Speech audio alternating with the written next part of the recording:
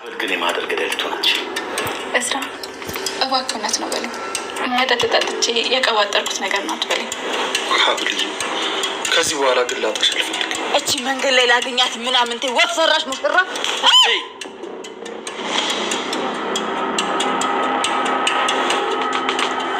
ቆይ ለመሆኑ ኬዙን ከያዘው መርማሪ ጋር በአግባቡ ዛሬ አወራችሁ? አዎ እኔ ጋ የነበረውን መረጃ ማስረጃ ዛሬ ጠዋት ለመርማሪ ሰጥቼዋለሁ። አባዬ ድንገት ያ ቢኒያም የተባለው ልጅ ድንገት ቃሉን ቀይሮ ሀብነች የገደለችው ያለው የታናሽ እህቱን ህይወት ለማትረፍ እንደሆነ ፖሊሶች ተረድተውታል። እና እኔ እንደገመትኩት ከጉዳዩ ጀርባ ያለችው የገዛ ልጅ ሜርሲ ነች ማለት ነው። እንግዲህ አንተም ሜርሲ ስለ ግድያው በስልክ ስታወራ ሰምታ አረጋግጣል። እሺ እባክህ አሁንም እኔን ወደዛ እስር ቤት ለመመለስ ከአባቴ ጋር እየሄዱለትክብኝ ነው። ሜርሲ እኔን ነው በድፍረት እንዲያወራሽኝ ያለሽው? ምን ነው ከዛ ሁሉ መጥፎ ነገር በኋላ አሁንም ድጋሜ በየዋህነት ወንድሜ ብዬ እንድጠራ ነው የምፈልገው? እሱ ደግሞ መቼም አይሆንም። ወይ እስኪ ሜርሲ ከትላንትና ጀምሮ ስለ እዝራ ልታወሪ የፈለግሽው ምንድን ነው? እስኪ ልብ ካለው እዚህ ቤት ውስጥ ለአንድ ጊዜ እንኳን እውነተኛ ወንድም ሆኖ ያሳየ። እኔ እኮ ነኝ ከልጅነታችን ጀምሮ መሳሳለት። እሱ ግን ሁል ጊዜ በልብ ውስጥ ክፋትና ምቀኝነት ብቻ ነው ያለው። በቃሽ ሜርሲ በቃሽ። እባክህ አባዬ ህመሙ እንዳያገረሽብን። በዚህ ነገር ደግሞ አትበሳጭ። አታስመስል እባክህ ውሸት። እስከ ዛሬ ሰላም ጤና ይስጥልኝ ውድ ተመልካች፣ እንዴት ናችሁ? ደግዬ ናችሁ ወይ? ዛሬ እንግዲህ ሀብል ድራማ ክፍል 13 ነው እየላችሁ የመጣሁት። ሰብና ላይክ እያረጋችሁ ወደዚህ ቻናል እንድትቀላቀሉ በትህትና እጠይቃችኋለሁ። የደረሳችሁ ሰዎች ላይክና ሰብ እና ሰብስክራይብ ሼር እያረጋችሁ ይህንን ቻናል አስነሱት ማለት ነው። ወደ ገደለው ቪዲዮ አብረን ስንሄድ አጸደና አቶ እስከንደር ለምንድን ነው የተደባደቡት? አጸደና አቶ እስከንደር ወንድማማች ወይ አይደለም ወይ? አጸደ ወንድሜ አመሰግናለሁ ስለደበደብከኝ። ያንተ ምክንያት በፍጹም ሊገባኝም አልቻለም። ምክንያትህ ምንድን ነው እንደዚህ የምትጠፈጥፈኝ? ግን እኔ በጣም ነው ባንተ የማዝነው ብላ በጣም እያለቀሰችና እያሳላት በመካከሉ አዝራ መጥቶ አባቴ ምን ሆነህ ነው? ስለዚህ ምንድነው ለምንድነው ችግር ውስጥ የገባኸው ብሎ አባቱን ሲያነጋግረው ነበረ። ነገር ግን ታዲያ እኔ ለራሴ ታማሚ ነኝና አቃጥላ ልትደፋኝ ነው ወይ? በሽታዬን ልትቀሰቀስብኝ ነው ወይ ብሎ እንግዲህ እስከንደር ሲናገር ነበረ። ያላረኩትን ነገር ሁሉ አረገች እያለች እስር ስር እየሄደች ነገር እየጎተጎተች ነው። ከዚህ በላይ ምን አባቷ ላድርጋት? እስቲ ንገረኝ አንተ ራስህ ካፈለክ ብሎ ሲጠይቀው ነበረ እስከንደርን። ስለዚህ ሌላውን ነገር ተውና አባቴ ስለ ጤንነትህ አንተ ማሰብ የለብህም ወይ ስለው ነበረ። አይ እቺ ያለች የምን ጤንነት ነው ያለኝ? በይ አሁን ከፊቴ ዞር በይ ሲላት፣ አቶ እስከንደር የት ነው ዞር የምለው? ያንቺ ዞር የምልበት ቦታ ንገሪኝ ሲላት ነበረ። ስለዚህ ታዲያ እኔን ደብድበ ከዚህ ልታባረኝ ነው እንዴ እንደ ሌሎቹ ብላ ስትጠይቀው፣ እኔ ምንድነው ሌሎቹንም ያባረርኩት? እጅሽ ራሱ ሀብልን አለበት። ሀብልን ራሱ አንቺ ነሽ ወደ እስር ቤት ያስገባሽው ብሎ ሲናገራት ነበረ። እሷ ደግሞ አንተ ሙሽራ ብለክ ነፍሰ ገዳይን ወደ ቤት አስመጥተክ ምንድነው ወንድሜ አፈህን የምትካፍተው ብላ ስትናገር ነበረ። እኔን ይሄን አክል መናገር እንደማትቺ አስጠንቅቄ ነው የምነግርሽ። አፍሽን አትክፈቺ። አንቺ ያደረግሽውን ነገር ሙሉ በሙሉ አውቃለሁና ቀጥ ብለሽ ሀብልን ሄደሽ ማስፈታት አለብሽ። እዚህ ያንቺን ወሬ ማቆም አለብሽ። ያንቺ ወሬ የማዳመጥበት ጊዜም የለኝም ብሎ እንግዲህ አቶ እስከንደር በጣም እየተናገረ ነው። ሀድራ ደግሞ አባቴ ተረጋጋ እንዳትወርቅ እሱን ቃል ብሎ በጣም እየተንገራገደ ነበረ። በጣም አባቴ እባክህ እመምህ እንዳይነሳብህ አባቴ በጣም ነው እየፈራውልህ ያለው። ሌሎቹን ነገር ተዋቸውና አባቴ አንተ ተረጋጋ ብሎ ሀድራ አባቱን ሲናገረው ነበረ። አንተ ደግሞ ለትንሽዬ ወራት ነገሮቹን ለምንድን ነው የምታምታታው? ነገሮቹ ላንተ ትንሽዬ ቃናት ነው የሚቀረው። ለምንድን ነው እንደዚህ የምታረገው? አጸደ እንግዲህ አቶ እስከንደርን በጣም ይዘዋለች ማለት ነው። ወደ ሌሎቹ ቪዲዮ ደግሞ አብረን ስንከታተል ሌሎቹ ቪዲዮ ደግሞ ዘድ የምትባለውና ሌላ የዘድ ጓደኛ አዲስ መቼም ወይዘሮ ዘነቢት በየቀኑ ነው ስም ለተለያየ ለአዲስ ሰው አዲስ ስም የምትሰጠውና ስሜ ይሄ ነው ብላ ከሷ ጋራ ውጪ ቁጭ ብሎ በጣም በአራዳ ቋንቋ እየካኩ ነበረ ወሬያቸውን። አንቺ የኔ ዘድ ብላ እያነጋገረቻት ነበረ። አንቺ ይሄንን የአራዳ ቋንቋ የሚባል ተይ አላልኩሽም እንዴ? እስቲ ቀምስም ልበሽ። ኧረ እኔ ቀምስም አያምርብኝም።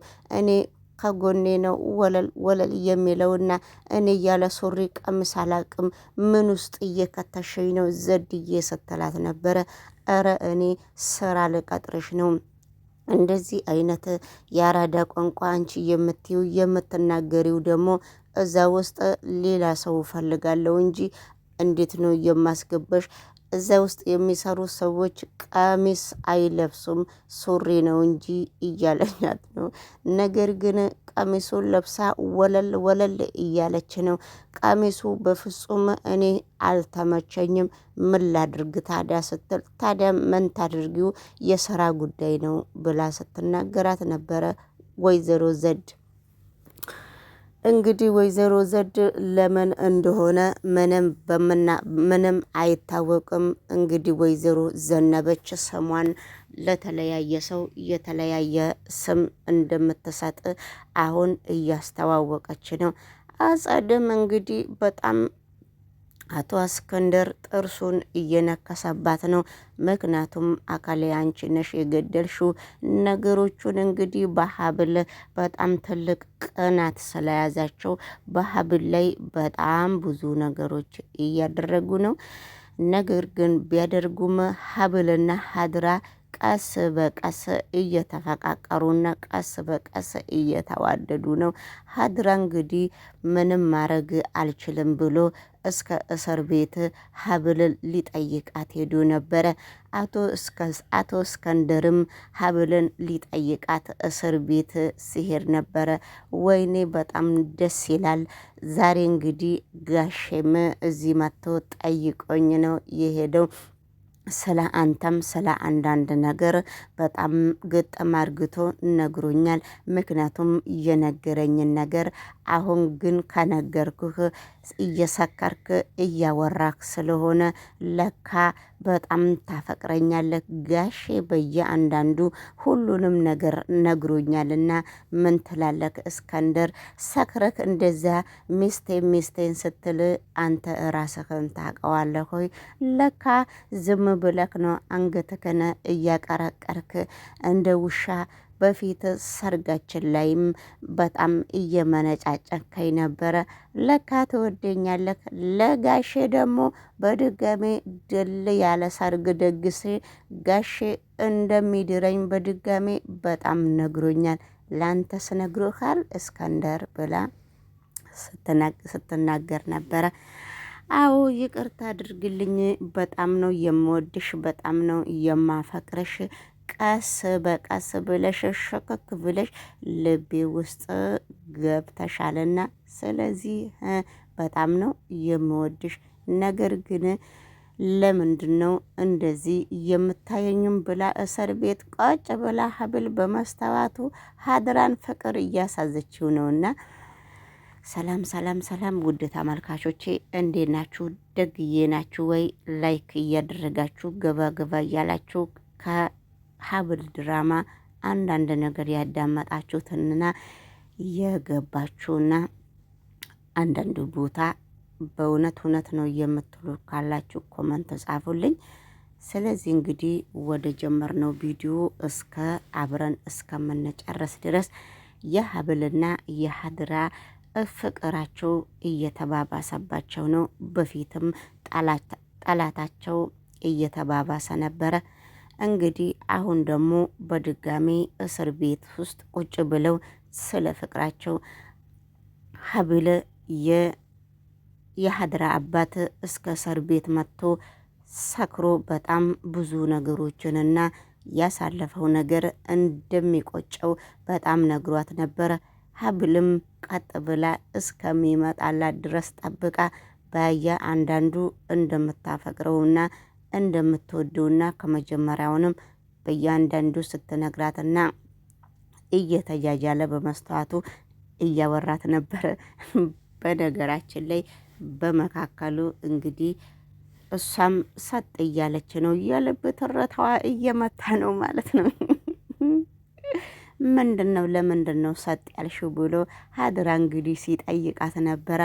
አይ በፊት ያሳለፍከው ስሜት ነበረ፣ እሱ ስሜት በጣም ስለተሰማኝ ነው። በጣም እየተሰማኝ ነው ስላለችው አይ የበፊቱንም መርሳት አለብንና አሁን ደግሞ ፍቅራችን ማሳደስ አለብን። ስለዚህ እኔ በጣም አይኔ ላይ ውል እያልሽ ስላሸገርሽኝ ነው መጥቼ እያነጋገርኩሽ ያለው ትሰምኛለሽ ሲላት ነበረ። አይ ጥሩ አደረክ፣ እኔም በጣም ነው የምወድክ ሲል ትለው ነበረ። እንግዲህ ወደ ሌሎቹ ቪዲዮ ስንሄድም በመካከሉ እነሱ ወሬያቸውን ቅድድ ሲያደርጉ ወሬያቸውን በጣም እየቀደዱ ሲሰፉ ፖሊሱ ይበቃቸዋል ስል እንግዲህ በል እስከምንገናኝ ድረስ ደህና ሆነ ብላ እንግዲህ ፏ እያለች ሄዳለች። እሱ ደግሞ እንግዲህ አሁን ጅላጅንፎ አይደለ ሀድራ አሁንም እንግዲህ በጣም እየፈለጋትና በጣም እንግዲህ ሀብልን እያሳሰራቸው ሰዎችን ነው የምፈልገው ሀብል። ስለዚህ አሁን እንግዲህ አንቺ ሀብልን ያሳሰራት ሰው ካወቅሽ ብትነግርኝ አይሻልሽም ወይ ብሎ ሲጠይቃት ነበረ። እንዴ እኔ ሀብልን ያሳሰራት ሰው እንዴት ላቅ እችላለሁ? ያንተ ምክንያትና አንተ የምታስበው ነገር ምንድነው? አሁን ዝም ብለሽ ነይና እዚህ መኪና ውስጥ ግቢ ብዬሻለሁ ሲላት ነበረና መኪና ውስጥም እንግዲህ ከገባች በኋላ እኔ አካሌ ታማለች፣ የፈለግኩትን አክል ብር እኔ አውጥቼ አሳክማታለሁ። ስለዚህ አውጥቼ ስለማሳክማት አንቺ ደግሞ እኔ ሀብል በጣም ስለምወዳት ሀብልን በጣም ስለማፈቅራት ከዛ እስር ቤት እንድትወጣ ስለምፈልግ አንቺ ደግሞ እሷን ያሳሰራት በውሸት የሀብል እጅ አለባት ብለው ያወሩልሽ ሰው እንዳለ እርግጠኛ ነኝና እዛ ውሰጅኝና ከዛ ሀብልን እንድትፈታ አረግና ከዛ በኋላ ደግሞ እነሱን በምችለው አቅም በጣም አሳክማቸዋለሁ እያለ ነበረ። እንግዲህ እውነትም ሆነ ውሸትም ሆነ ምንም ችግር የለውም እወስድሃለሁ በሚል ሁኔታ እነሱም እንግዲህ ተነጋግረው ጨርሰው በመኪና እየሄዱ እያለ ወይዘሮ ዘነበች እንግዲህ በየቦታ ነው የምትዘንበው ብያለሁ እኔ በፊቱንም ወይዘሮ ዘነበች ስልክ ደውላ እያወራችና ወዴት እንደምትሄድና ከየት እንዴት እየሄደች ከማን ጋራ ስትጠይቃት ነበረ። እሷ ከጠየቀቻት በኋላም በየአንዳንዱ ሁሉንም ነገር ስትነግራት ደሞ እንደዛ ገጥመሻል እንዴ ብላ ስታነጋግራት ነበረ። አሁን እንግዲህ የወይዘሮ ዘነበችን የምትለው ነገር የሚያዳምጥ ዛሬ ትንሽ ነቃ ያልሽ ትመስያለሽ። አንተና ጋሼ እያላችሁልኝ ነቃ ባል ነበር የሚገርመኝ ጋሼ